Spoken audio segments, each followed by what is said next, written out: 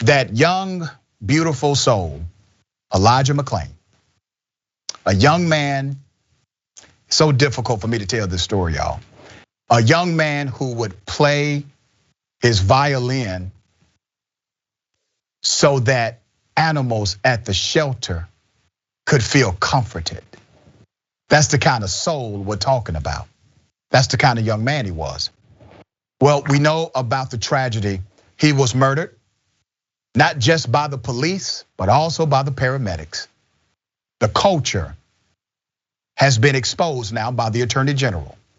Let me remind you first, before I get into what the Attorney General has now determined of that state, let me remind you of some of what happened that night.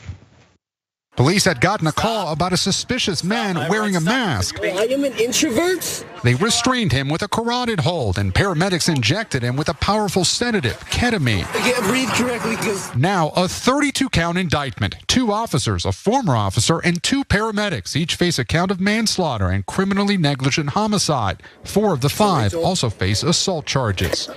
McClain's family described him as a kind introvert who played his violin to comfort cats at an animal shelter.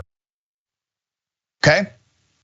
When this first happened, the local DA said, nothing to see here, no crime, nothing. The state's attorney general picked up the case, okay? Grand jury says, you're right, not just 1 crime, but over 30. Now, the conclusion of a 14-month investigation by the AG's Office of Colorado has yielded the results.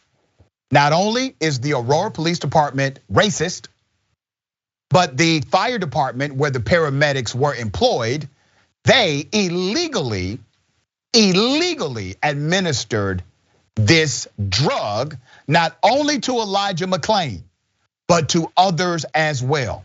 Remember, policy is one thing, culture is something else. If your culture is adversarial to the policy, culture will eat policy alive every day. And that is exactly what happened here. It was found that there was, according to the investigation, a consistent pattern of illegal behavior by police. Nearly half of the individuals from Aurora Police, let me say that again.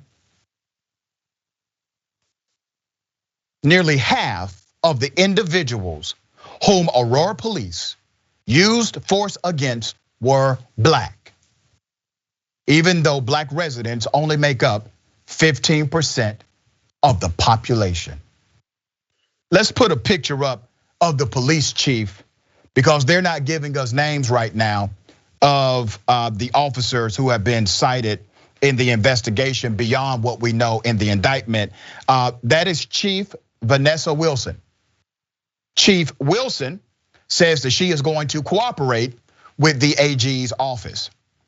The 112-page report found that the police department has a pattern of practicing racially biased policing, excessive force, and has failed to record legally required information when interacting with the community, according to a news release from the Attorney General.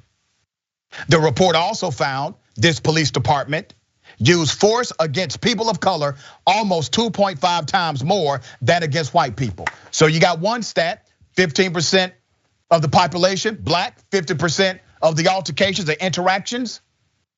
Come on now, with Black people, they only make up 15% of the population, and 2.5 times more likely to have force used against them.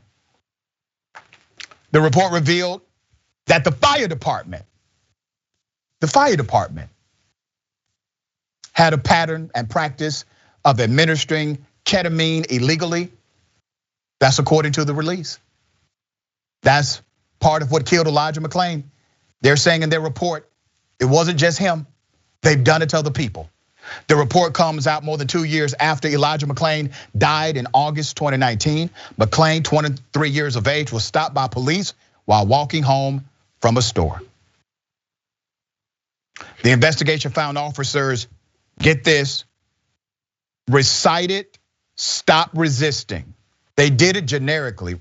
Now, here's why they did it. They're so damn diabolical. They cited it generically just to make it appear that the suspect was not complying. So their investigation found that they would recite, "Stop resisting," when trying to control subjects that appeared to not be resisting at all. The AG report said the investigation team observed police officers taking people to the ground with force without giving them adequate time to respond to an officer's command. Even in circumstances where some would be in obvious mental health distress, but not a threat to themselves, the investigation found officers immediately escalated the situation. Officers also used force on people who presented no danger and had not committed a crime, but simply refused to comply. And it gets even deeper than that. But all of these things are dynamics that we have seen on video. And then we allow the spin to come in from the local police department saying our officers were in fear of their lives. This suspect was resisting. No, your cops were lying, saying they were resisting. Nina, what are your thoughts on this one?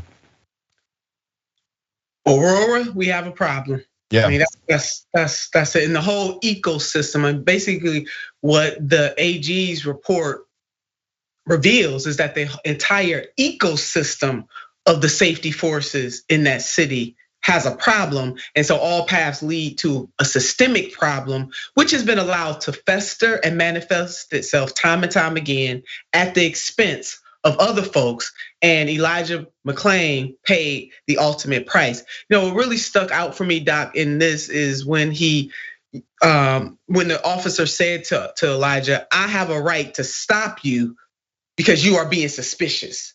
I want people to understand that the very notion of being black in America elicits suspicion. And that officer was honest in the words that he articulated, which have been articulated time into memorial from not just people in law enforcement, but also this whole notion of how we are socialized, that because you are black, you are suspicious. This young man said, "I'm an introvert, I'm on my way home." He said, "I can't breathe." They ignored all of that. And then get this, because the dog part really got me. This really got me when the officer told him, you keep messing around and I'm gonna bring my dog out. Think about that mindset. And then let's journey back to the 20th century of how dogs were used against civil rights protesters in the 20th century. Very well said.